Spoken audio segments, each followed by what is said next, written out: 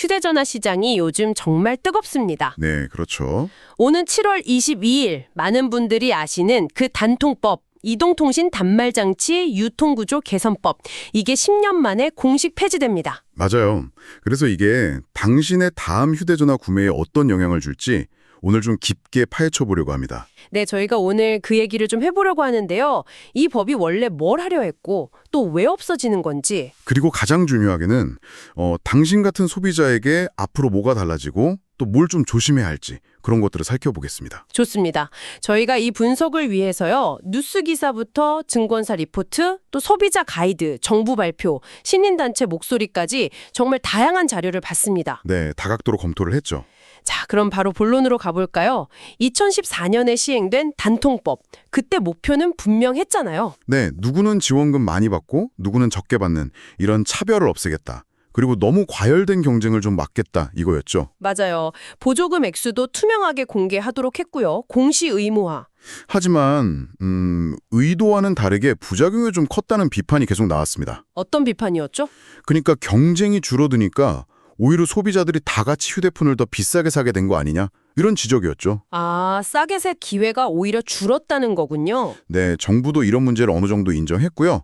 또 이게 해외 선진국에는 거의 없는 좀 이례적인 규제였다는 점도 언급했습니다. 그래서 결국 정부가 칼을 빼들었습니다.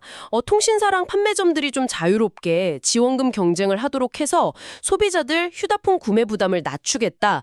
이런 목표로 7월 22일부터 법을 아예 없애기로 한 거죠. 네, 전면 폐지 결정이 내려진 겁니다. 그럼 이제 우리한테, 당신한테 가장 직접적으로 와닿는 변화는 뭘까요? 제가 듣기로는 판매점에서 주는 추가 지원금 있잖아요. 네네, 추가 지원금. 거기에 이제 상한선이 없어진다. 이게 맞는 거죠? 원래는 통신사 공시지원금의 15%까지만 가능했었는데요. 맞습니다. 그 15% 상한선이 사라지는 게 가장 큰 변화 중 하나예요. 그럼 이게 이론상으로는 와, 할인이 엄청 커질 수도 있다는 얘기인가요? 네, 이론적으로는 그렇습니다. 판매점 재량껏 훨씬 더 많은 할인을 제공할 여지가 생긴 거죠. 그럼 소비자는 기존처럼 그 선택 약정 할인이라고 요금 할인받는 거. 네, 그건 이제 전기통신사업법으로 이관됐죠. 계속 유지됩니다. 아, 그거랑 이름이 바뀐 공통지원금. 이게 옛날 공시지원금이죠. 네, 맞아요. 그 둘 중 하나를 고르고 거기에다가 추가로 제한 없는 추가 지원금을 더 받을 길이 열리는 셈입니다. 와, 근데 여기서 잠깐 꼭 알아둬야 할 함정이 있다고요? 아, 네. 그 부분을 좀 주의 깊게 보셔야 하는데요. 이렇게 추가 지원금을 많이 받고 나서 6개월 안에 더 싼 요금제로 바꾸면 차액 정산 위약금 이걸 내야 할 수도 있다고요? 맞습니다. 예전에는 공시지원금, 그러니까 지금의 공통지원금에만 해당되던 규정이었는데 이제는 판매점 추가 지원금까지 확대 적용되는 겁니다.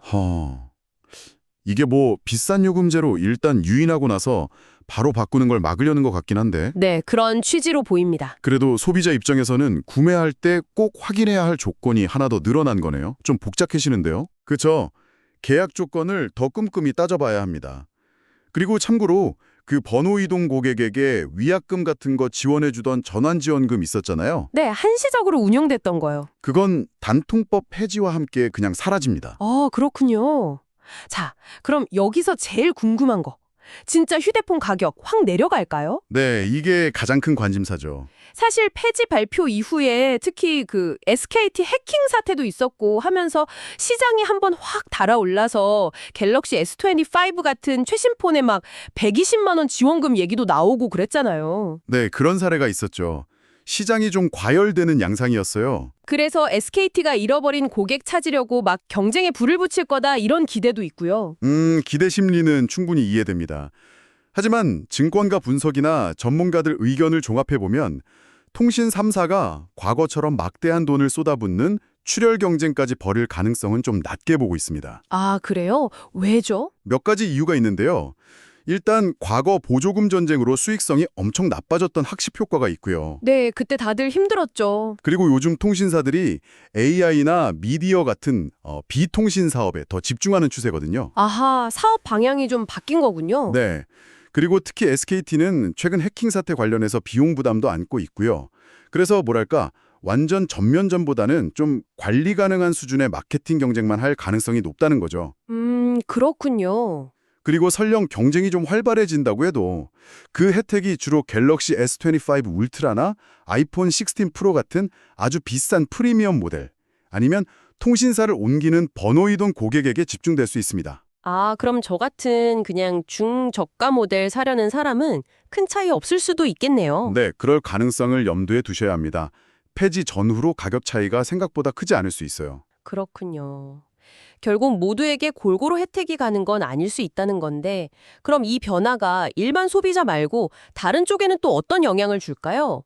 시민단체들은 좀 걱정하는 목소리가 있더라고요. 네, 이번 폐지가 좀 갑작스럽게 추진되면서 소위 이용자 갈라치기가 심해질 수 있다는 우려가 나옵니다. 이용자 갈라치기요? 네, 그러니까 정보를 잘 알고 발빠르게 움직이는, 번호 이동을 자주 하는 그런 소수의 소비자에게만 혜택이 집중될 수 있다는 거죠. 아, 정보 격차가 더 벌어질 수 있다, 이런 얘기군요. 그렇죠. 그리고 가장 직접적인 타격이 우려되는 곳은 역시 알뜰폰 업계입니다. MVNO요. 아, 알뜰폰, 거긴 왜죠? 아무래도 자금력이 부족하잖아요. 통신 3사처럼 막대한 보조금을 풀기가 현실적으로 어렵습니다. 그렇죠. 경쟁이 안 되겠네요. 네, 결국 가격 경쟁력에서 밀려서 가입자를 통신 3사에게 뺏길 수 있다는 위기감이 커요. 정부의 좀 실질적인 지원책이 필요하다는 목소리가 높습니다. 정말 걱정이 되겠네요. 그리고 제조사 쪽도 변수가 될 수 있지 않을까요? 예를 들어 다음 달에 삼성은 갤럭시 Z 플립이나 폴드 7 같은 신제품 나오잖아요. 네, 신제품 출시가 있죠. 이 시기에 맞춰서 삼성전자가 직접 지원금을 좀 늘려서 판매를 끌어올리려고 할 수도 있지 않을까요? 충분히 가능한 시나리오입니다. 시장 상황을 보면서 제조사도 분명 움직일 수 있습니다. 이것도 지켜봐야 할 변수죠. 자, 그럼 슬슬 정리를 좀 해보겠습니다. 7월 22일 단통법 폐지. 이게 분명 지원금 상한선을 없애면서 이론적으로는 더 큰 할인 혜택의 문을 열어주는 건 맞습니다. 네, 맞아요. 특히 프리미엄 폰을 새로 사거나 통신사를 옮기려는 당신에게는 어쩌면 좋은 기회가 될 수 있습니다. 하지만 명심해야 할 점이 있죠. 이게 모든 소비자에게 즉각적인 가격 인하를 보장하는 무슨 마법 지팡이는 절대 아니라는 거. 그렇죠. 통신사들은 여전히 신중하게 접근할 수 있고요.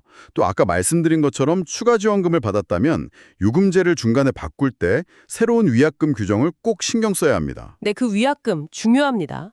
그리고 알뜰폰 시장은 좀 어려워질 수도 있고요. 네, 결국 휴대폰을 구매할 때 이전보다 더 많은 정보를 직접 확인하고 비교하는 노력이 필요해졌다고 볼 수 있습니다. 따라서 당신에게 가장 좋은 구매 시점은요, 현재 쓰고 있는 폰 상태나 원하는 모델, 또 번호 이동 계획 같은 걸 다 따져봐야 합니다. 그렇죠. 개인 상황에 따라 다를 수밖에 없어요. 예를 들어, 만약 지금 폰이 거의 고장 직전이거나 아니면 난 그냥 무난한 중저가 모델을 원한다 하시면 폐지 전후 상황을 잘 비교해보시고 유리한 쪽을 선택하시면 될 것 같고요. 네, 당장 필요하다면요. 반면에 프리미엄 신제품을 꼭 사야겠다, 혹은 이번 기회에 통신사를 옮겨볼까 하시는 분들은 폐지 이후에 시장 경쟁 상황이 어떻게 돌아가는지 좀 더 지켜보는 게 현명할 수 있겠습니다. 네, 조금 기다려보면서 정보를 모으는 게 좋겠죠?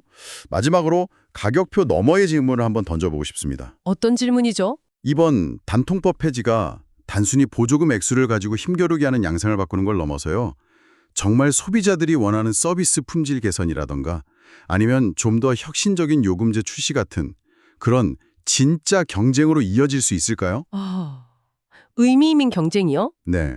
아니면 그저 더 복잡하고 불투명한 판매 조건 속에서 소비자들의 혼란만 더 커지는 결과로 이어지진 않을까요?